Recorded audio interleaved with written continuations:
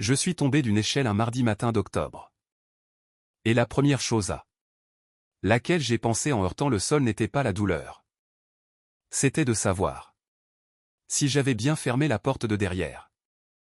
C'est le genre d'homme que je suis. 67 ans, à nettoyer encore mes propres gouttières, à penser aux aspects pratiques alors même que mon corps gît sur le côté dans l'herbe et que ma hanche gauche hurle dans une langue que je n'avais jamais entendue auparavant. La deuxième chose à laquelle j'ai pensé, c'est qu'il fallait que j'appelle ma fille. Elle s'appelle Lorraine et elle habite à 12 minutes de chez moi. Je connais la distance exacte parce que je l'ai calculée une fois, à l'époque où sa mère était malade et qu'on se relayait pour les soins. 12 minutes. Assez près. Pour ne jamais m'inquiéter.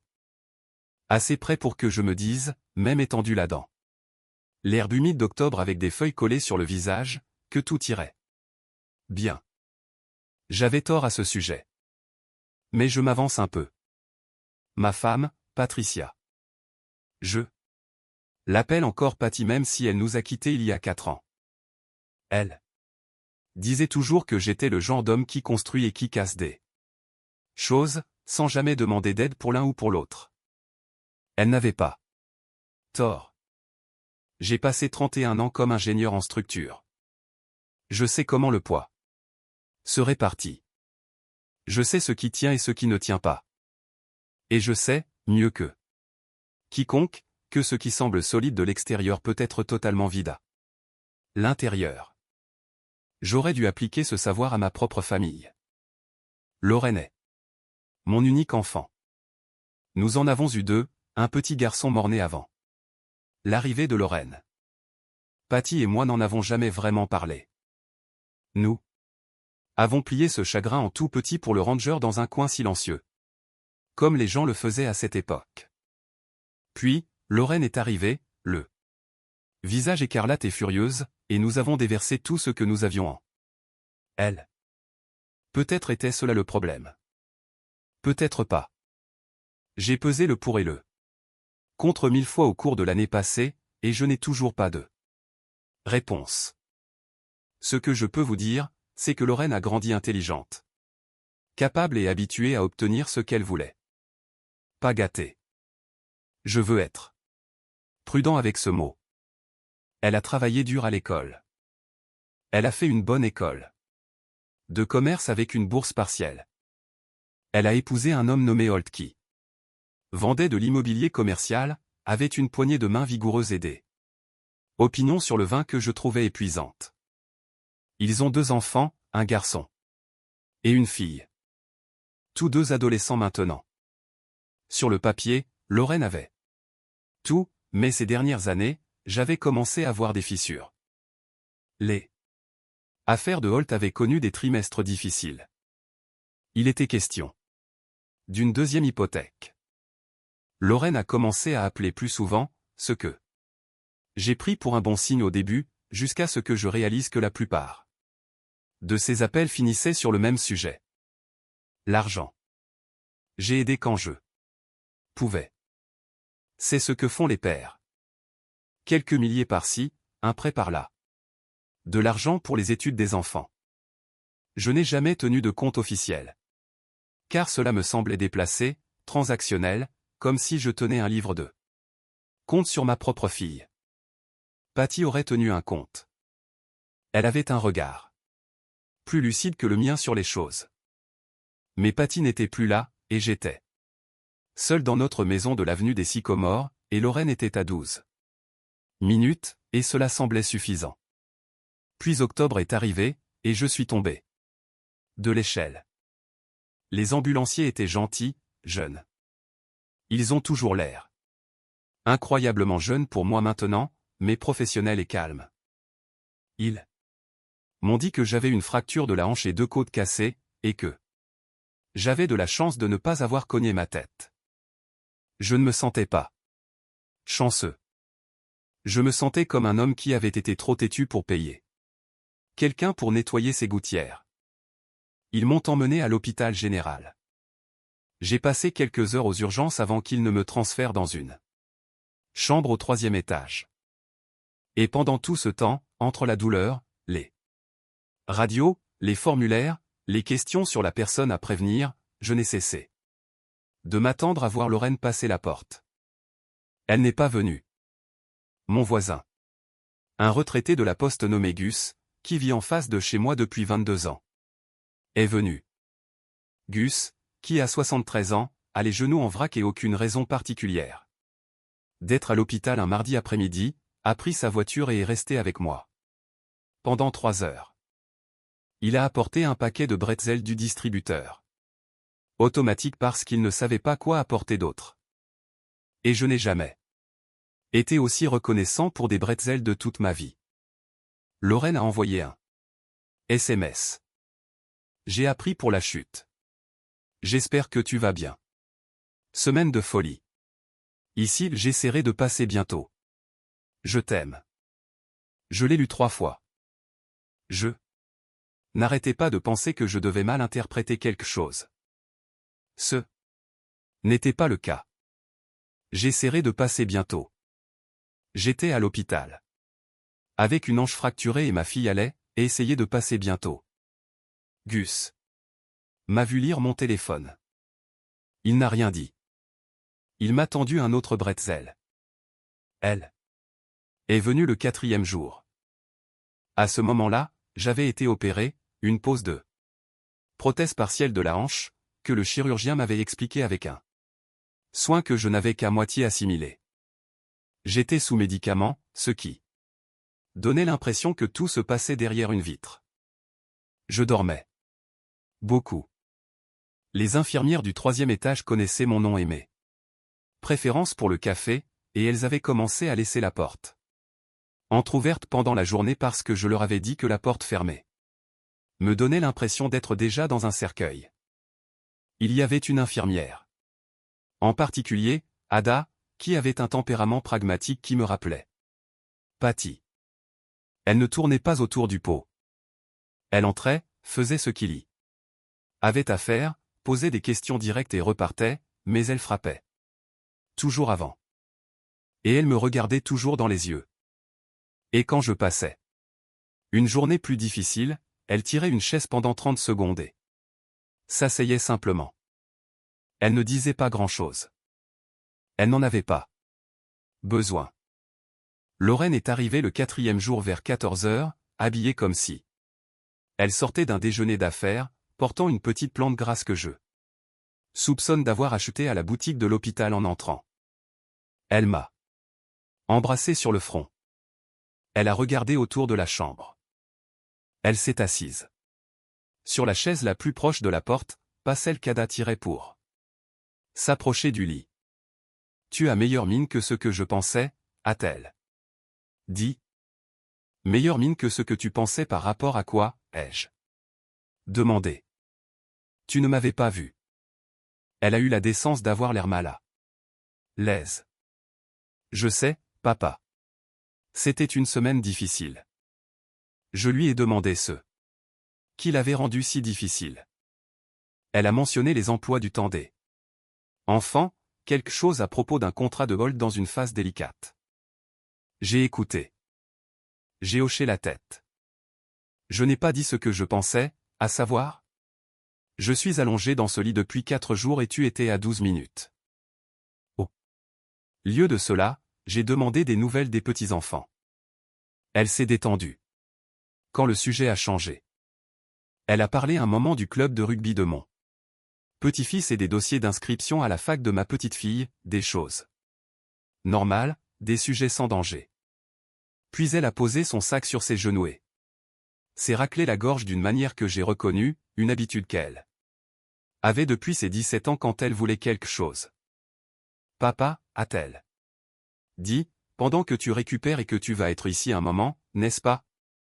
Et puis probablement dans un centre de rééducation, Holt et moi pensions que ce serait peut-être le bon moment pour parler de la maison. Je l'ai regardée.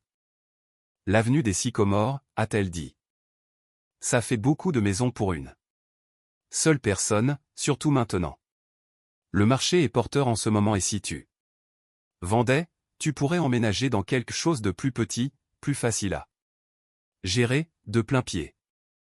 Où il y a une résidence-service pour seniors vraiment charmante à Westfield que nous avons visité. Vous l'avez visité, ai-je dit. Holt est passé devant, juste pour voir. Quand? Elle a hésité.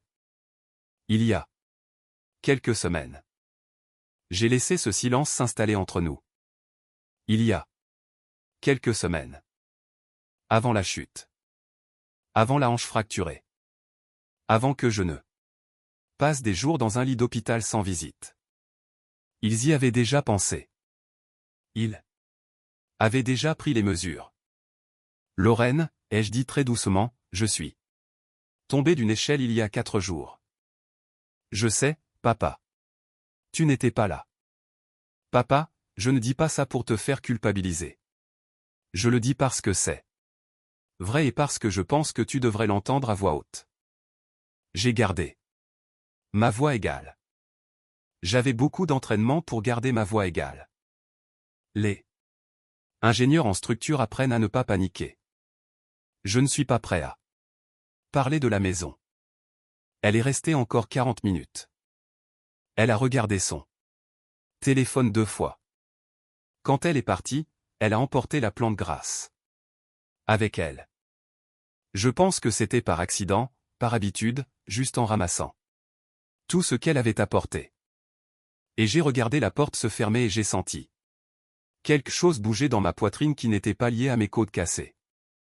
Ada est entrée 1 heure plus tard. Elle m'a jeté un coup d'œil et a tiré la chaise.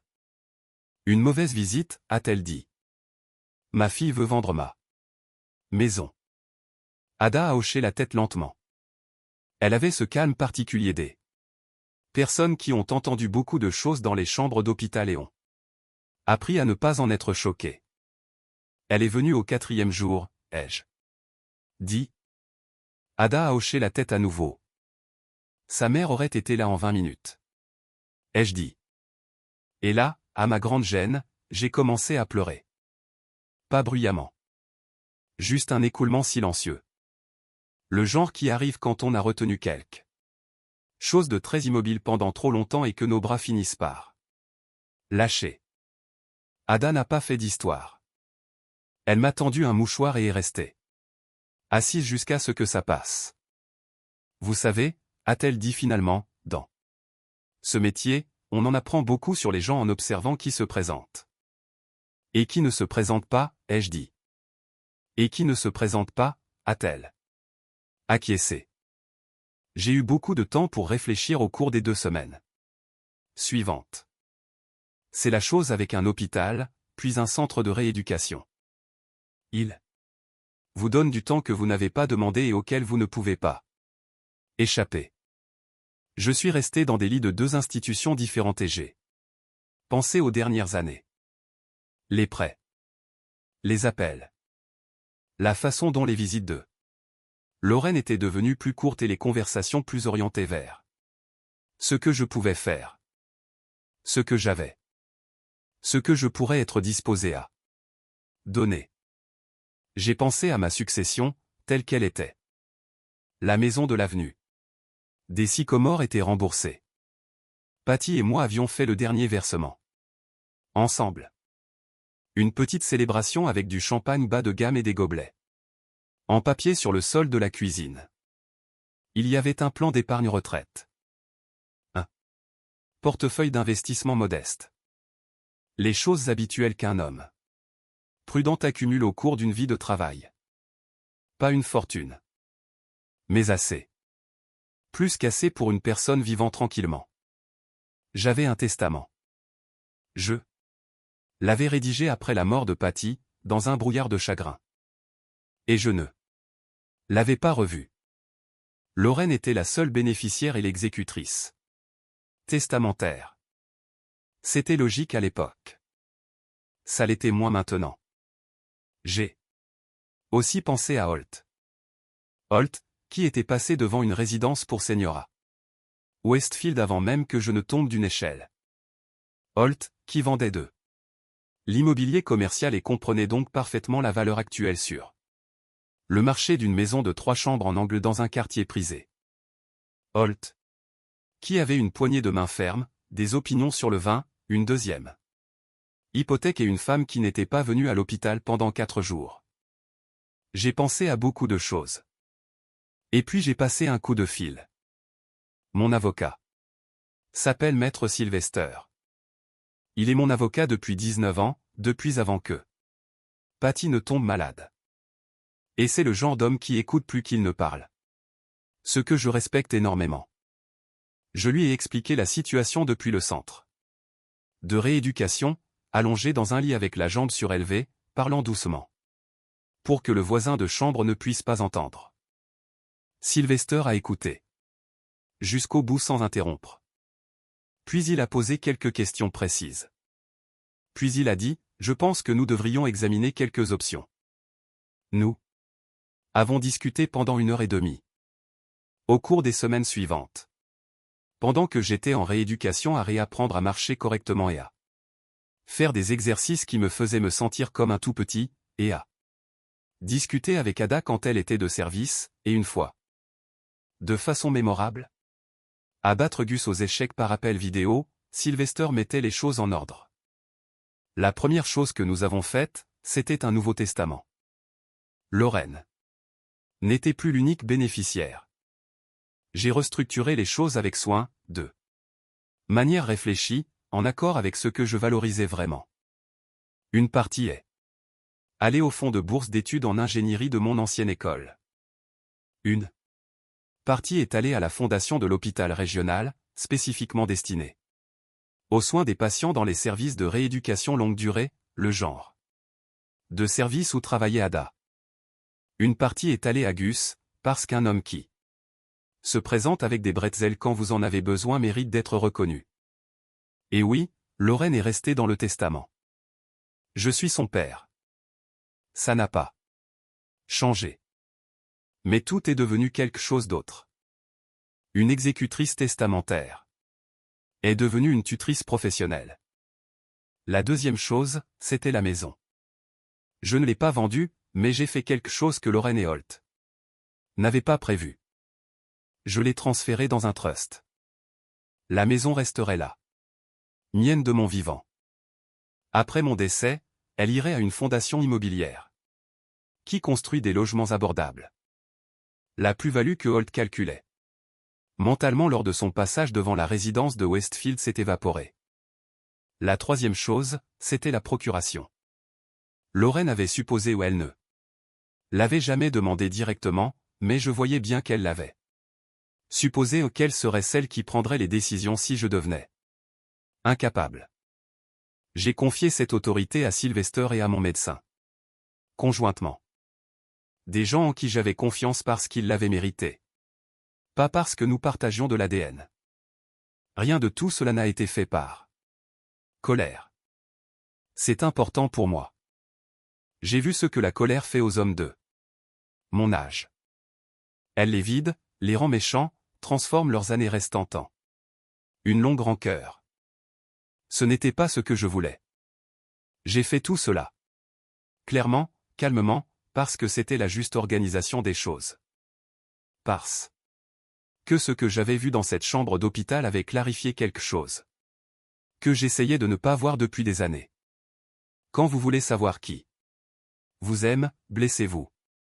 Je suis rentré chez moi en novembre. Gus est passé avec un plat mijoté que sa femme avait préparé, il m'a aidé à franchir les marches de l'entrée, et nous nous sommes assis dans ma cuisine, et je lui ai raconté l'essentiel de ce que je viens de vous dire. Il a écouté de la manière dont les bonnes personnes écoutent, sans se précipiter vers des solutions ou des réconforts, laissant juste les mots se poser. Qu'est-ce que tu vas dire à Lorraine, a-t-il demandé. La vérité, ai-je dit, quand le moment viendra. Le moment est venu 3 semaines plus tard. Lorraine a appelé pour dire qu'elle et Holt voulaient venir dîner, ce qui était inhabituel. Elle suggérait rarement des choses qui impliquaient de cuisiner ou un effort de sa part. J'ai dit oui. J'ai préparé un dîner simple, mis la table comme Patty m'avait appris, préparé du café. Ils sont arrivés ensemble, ce qui était aussi Inhabituel. Holt m'a serré la main avec sa poignée de main vigoureuse, s'est assis à table et a accepté un café, puis, en moins de 20 minutes, a orienté la conversation exactement là où je savais qu'elle allait. Nous avons continué à réfléchir à la situation de la maison, a-t-il dit à Lorraine, Holt. Et nous voulions te proposer quelques options. Il a utilisé le mot « option ». Un mot d'agent immobilier. Je l'ai laissé parler. Il avait clairement répété son texte. Il y avait une progression. Les aspects pratiques de l'entretien d'une grande propriété seule. Les risques d'une nouvelle chute. Le bon sens financier. De liquider l'immobilier sur un marché porteur. La flexibilité qu'un espace plus petit offrirait. Il donnait l'impression que c'était presque charitable. Comme si vendre ma maison était quelque chose qu'il proposait de faire pour moi. Quand il a eu fini, j'ai resservi du café à tout le monde. Puis j'ai dit, la maison est dans un trust. Le visage de Holt a fait quelque chose de compliqué. Elle a été transférée il y a environ 6 semaines, ai-je dit. Elle ira à une fondation immobilière après mon départ. Sylvester a tout géré. J'ai prononcé le nom de Sylvester délibérément. Holt savait qui était Sylvester. Il savait que Sylvester était sérieux. Papa, a dit Lorraine. Elle était devenue pâle. Quand as-tu pourquoi ne nous as-tu pas? J'ai aussi mis à jour mon testament, ai-je dit. Et la procuration. Sylvester peut vous expliquer les détails si vous avez des questions. La cuisine était très silencieuse. Le réfrigérateur ronronnait. Dehors, une voiture passait sur l'avenue des Sycomores. Lorraine m'a regardé avec une expression que je n'avais pas vue sur son visage depuis longtemps. Pas de la colère. Quelque chose de plus jeune que la colère. Quelque chose de plus proche d'être prise en flagrant délit. J'étais à l'hôpital pendant 4 jours, ai-je dit. Tu es venu au 4e jour. Je ne dis pas ça pour te punir. Je le dis parce que ça a changé les choses pour moi.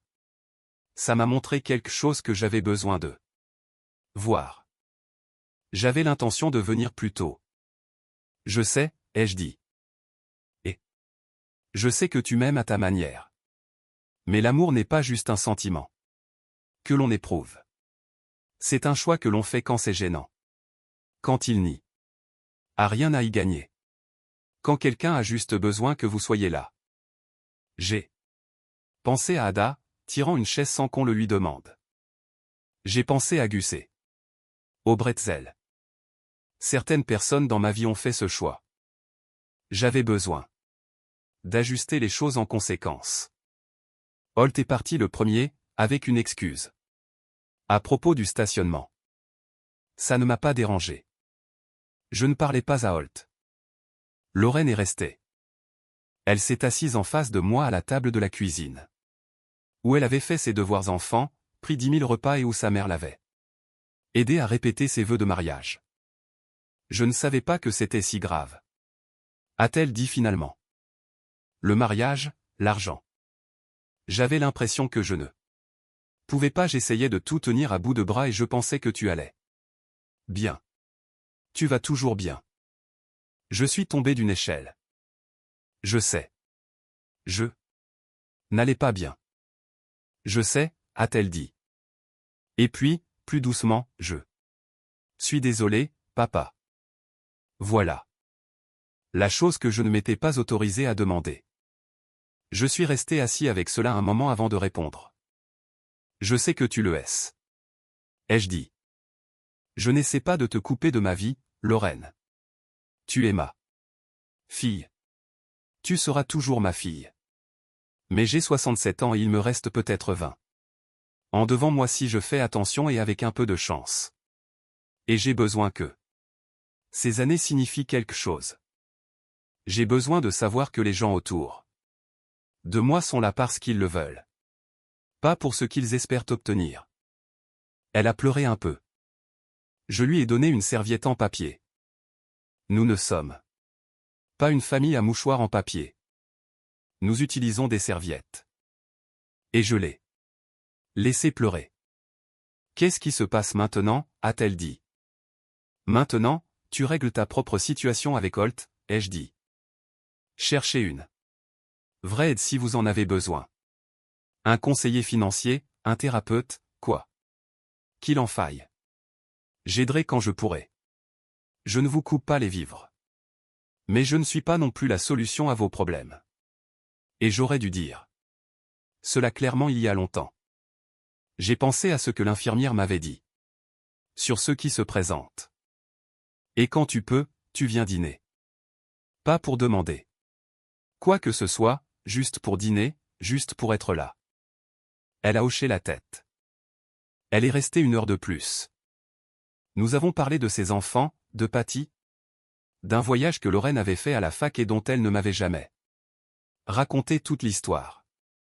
Quelque chose qui s'était passé au Portugal et qui s'avérait drôle avec le recul. Nous avons ri, un peu maladroitement au début. Puis plus facilement. Quand elle est partie, elle m'a serré dans ses bras à la porte. Vraiment serré. Pas le contact bref épaule contre épaule que nous avions depuis des années. Je viendrai jeudi, a-t-elle dit.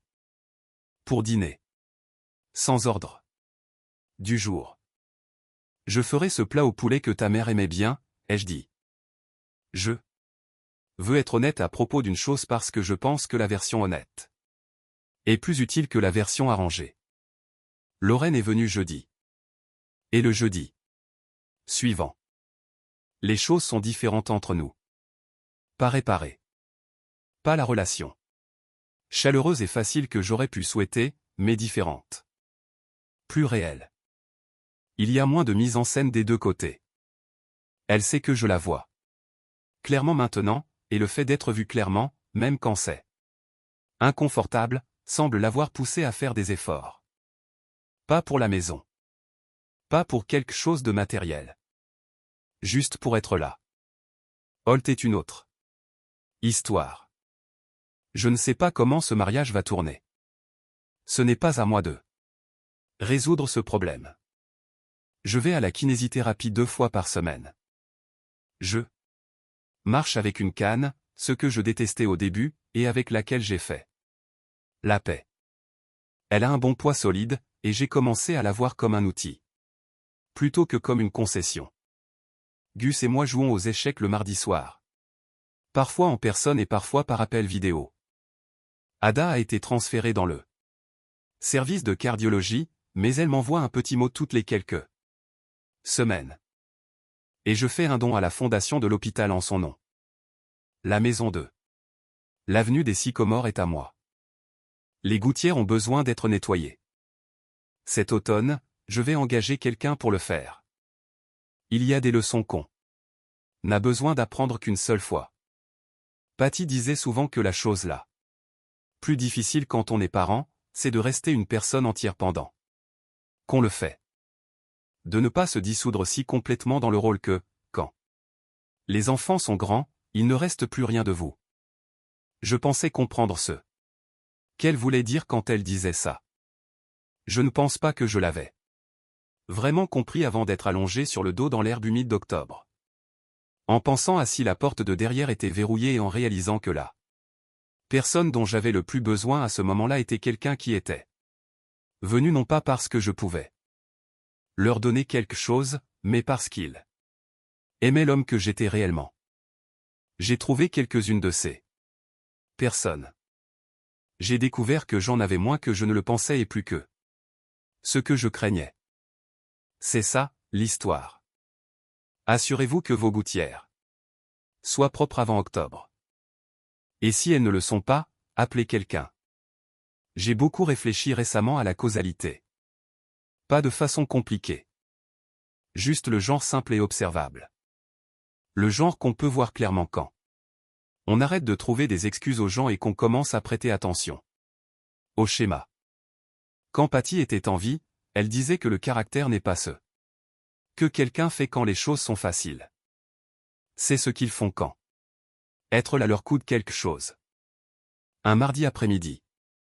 Un trajet de 12 minutes. Un petit inconvénient. C'est ça, le test. Pas les grands moments dramatiques. Ceux-là sont faciles à jouer.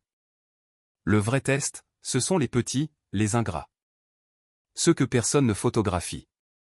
J'ai échoué à ce test un paquet de fois dans ma propre vie.